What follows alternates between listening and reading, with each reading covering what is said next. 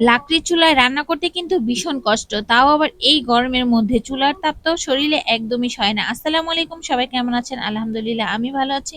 আমি বরিশাল বড় ননাসের বাড়িতে বেড়াইতে আসছি, এটা তো সবাই জানেন। তো আমার ননাস আজকে আমাদের জন্য রান্না করতেছে সরিষা ইলিশ, সাথে আছে হচ্ছে ডাল, টক দিয়ে ডাল রান্না করা হয়েছে।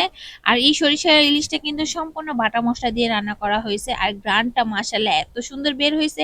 এখানে কিন্তু দেশি মুরগির মাংস রান্না করা হইতেছে একদম বাটা মশলা দিয়ে। এখানে কিন্তু 3টা মুরগি নেওয়া হয়েছে, অনেক বড় বড় সাইজের। আর আমরা বাসায় অনেক মেহমান আসছি বেড়াইতে, তো আগুনের তাপ কিন্তু অনেক, আর রোদের গরমটাও কিন্তু ভীষণ।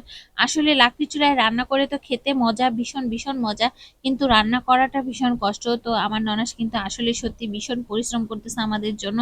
তো এখানে তো আমরা সব ধরনের রান্না বান্না শেষ করে ফেলছি, আর চুলায় অলরেডি মাংস চুলায় দিয়ে তারপরে আমরা আসছি।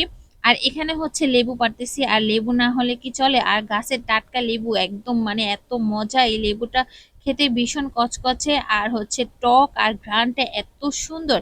এটা হচ্ছে কাগজে লেবু। আসলে আমার বড় ননস কিন্তু আমাকে ভীষণ আদর করে, ভীষণ ভালোবাসে, আর আমার জন্য কিন্তু এত কষ্ট করে। আপুকে অনেক অনেক ধন্যবাদ।